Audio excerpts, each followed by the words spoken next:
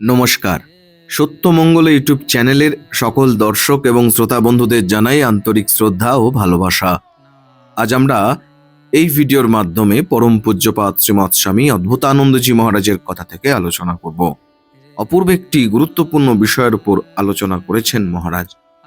মহারাজ বলছেন, কাম দাবিয়ে রাখবে, বাড়তে দেবে না, যাতে কাম না জাগে সবসময় সেই দিকে নজর রাখবে। কাম হচ্ছে শত্রু, সাধন পথে বিঘ্ন আনে। যে কাম জয় করেছে তার হয়ে গেছে। কিরকম বুদ্ধি দেখো! সংসারের যত ময়লার মধ্যে জীবন কাটাবে, তবুও একটু জিতেন্দ্রীয় হয়ে ভগবানের দিকে যাবে না। এক পাল ছেলেপুলে নিয়ে গুয়ে মুতে দিনরাত থাকবে, তবুও সংযম করে যে ভগবানকে ডাকবে তা ডাকবে না। ঈশ্বরের পথে গেলে ইহকাল আর পরকাল সুখ ও আনন্দ পাবে, কিন্তু এমনি নোংরা বুদ্ধি যে কিছুতেই তা যাবে না। একেই বলে অবিদ্যা মায়া। তবে অনেকে ভাগ্যবতীও আছেন, তারাই মেয়েদের আদর্শ। তাদের হচ্ছে দেবী ভাব। আজকাল এখন খুব কম। সৎভাবে জীবনের কটা দিন কাটিয়ে দেবার জন্য চেষ্টা করা উচিত। কারোর সাথে ঝগড়াঝাটি না করে যাতে শান্তিতে জীবনটা কেটে যায় তারই চেষ্টা করতে হয়। এক ছটা জমির জন্য, দুটো টাকার জন্য তোরা ভাই ভাই লাঠালাঠি করিস, মকদ্দমা করিস। আরে, এ কথা ভাবিস না যে তুই সংসারে কদিন বা এসেছিস বা কদিন বা থাকবি। যারা সৎ তারা ভাবে কদিন বা বাঁচবো। ওই সামান্য জিনিসের জন্য কেন অশান্তি বাড়াই?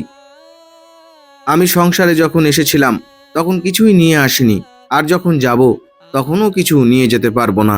কেন মিছামিছি অশান্তি করি, দুঃখ পাই? তাই যারা বুদ্ধিমান তারা এতটুকু মাটির জন্য বা 2 টাকার জন্য ঝগড়া করতে যায় না। তারা ওইগুলোর চেয়ে শান্তিটা বড় দেখে।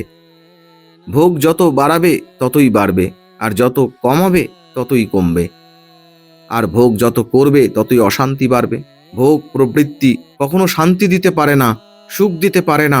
ভোগ হতে যত মন নিবৃত্ত হবে ততই সুখ পাবে, আর এছাড়া শান্তির উপায় নেই।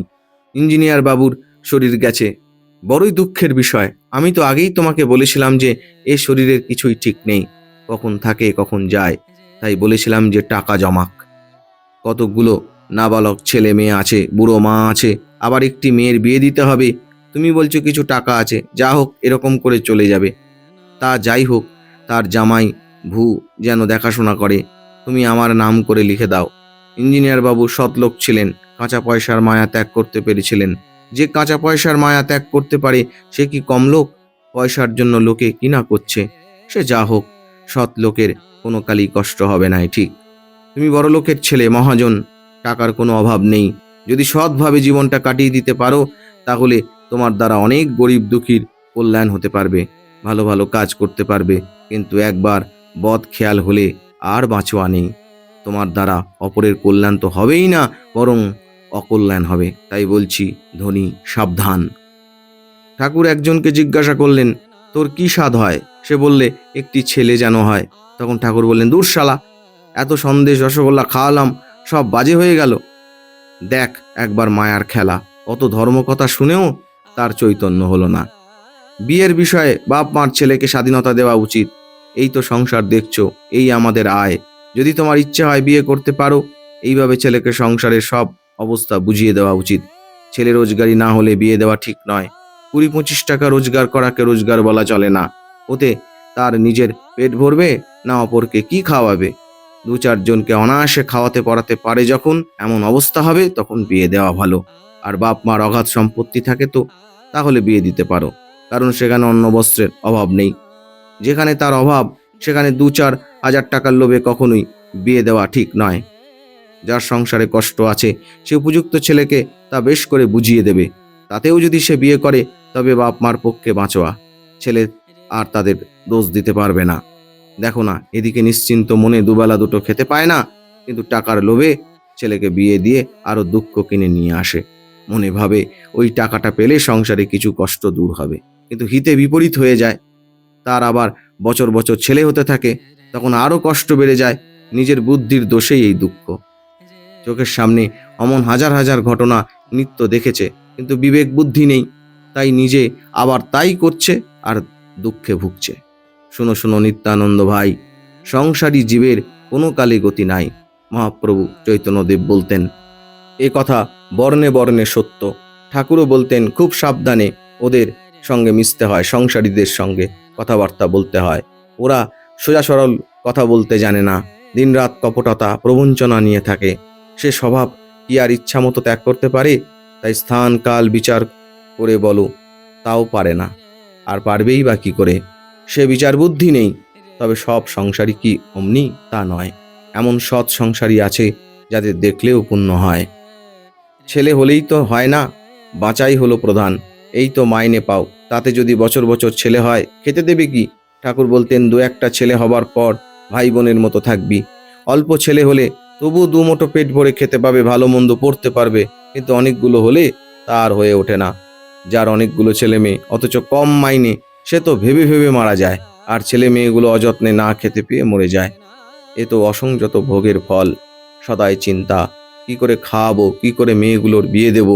কিন্তু এদিকে ইন্দ্রিয় সংযমের দিকে আদৌ লক্ষ্য নেই। এত অসংযমী হলে দুঃখ পাবে না তো কি হবে? যদি এই সব দুঃখের হাত থেকে বাঁচতে চাও, তাহলে সংযমী হও।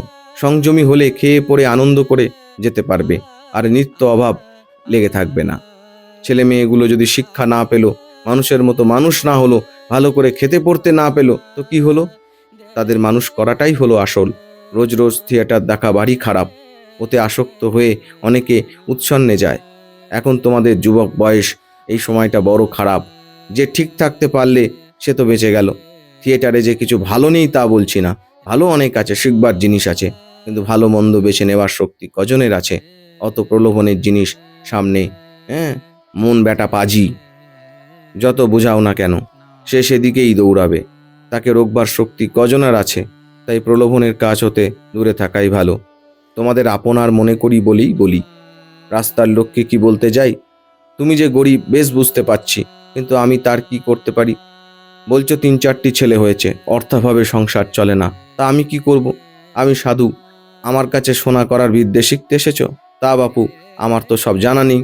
কোথায় সাধুর কাছে এসে দুটো সৎ কথা শুনবে, অবিদ্যা মায়া হতে রক্ষা পাবার উপায় জানবে, তা নয় সোনা করার বিদ্যে শিখতে এসেছো। দেখো ব্যাপার, মায়ায় ডুবে রয়েছ, তাও আর কি করবে? তিনি কৃপা না করলে জীবের সাধ্য কি যে মায়ার হাত থেকে নিস্তার পায়? অর্থ যেমন উপকার করে, তেমনি অপকারও করে। কামিনী আর কাঞ্চন হচ্ছে সব অনর্থের মূল। কামিনী না হলেও একজনের চলতে পারে, কিন্তু অর্থ না হলে চলা বড়ই কঠিন। এই অর্থের দ্বারা অনেক ভালো কাজ হয়, যেমন গরিব, দুঃখী, অনাথ এদের সাহায্য প্রতিপালন করা যায়। এই রকম অনেক সৎ কাজ করা যায়। কিন্তু যদি একবার দুষ্টুমি বুদ্ধি ঢোকে, তাহলে আর গতি নেই। টাকার জোরে অনেক রকম বদমাইশি, অন্যান্য অত্যাচার করা যায়। অর্থ থাকলে সদ্বুদ্ধি প্রায় হয় না। শালা টাকার এমনই গুণ যে দুষ্টুমির দিকে টেনে নিয়ে যাবেই। ভালো লোককেও খারাপ করে দেয়। যার অর্থ আছে অথচ সৎ, জানতে হবে তার প্রতি ভগবানের খুব দয়া। বুঝো ব্যাপার, একই জিনিস কিন্তু তার দুরকম গুণ। তার দয়া ছাড়া এর খারাপ গুণ থেকে নিস্তার পাবার জো নেই। এমনটাই অপূর্ব একটি আলোচনা করেছেন স্বামী অদ্ভুতানন্দজি মহারাজ। মহারাজের রাতুল চরণে আভূমি লুণ্ঠিত প্রণাম জানাই। সকলে খুব ভালো থাকুন, সুস্থ থাকুন, আনন্দে থাকুন। আজকের ভিডিও এইটুকুই। আশা করছি আজকের এই ভিডিও আপনাদের খুব ভালো লেগেছে। আর সত্যিই যদি ভালো লেগে থাকে, তাহলে প্রতিদিনের মতো ভিডিওটিতে একটি লাইক, শেয়ার, কমেন্ট ও চ্যানেলে যারা নতুন এসেছেন তারা চ্যানেলটিকে সাবস্ক্রাইব করে সত্যমঙ্গল ইউটিউব চ্যানেলের পাশে থাকবেন। ধন্যবাদ।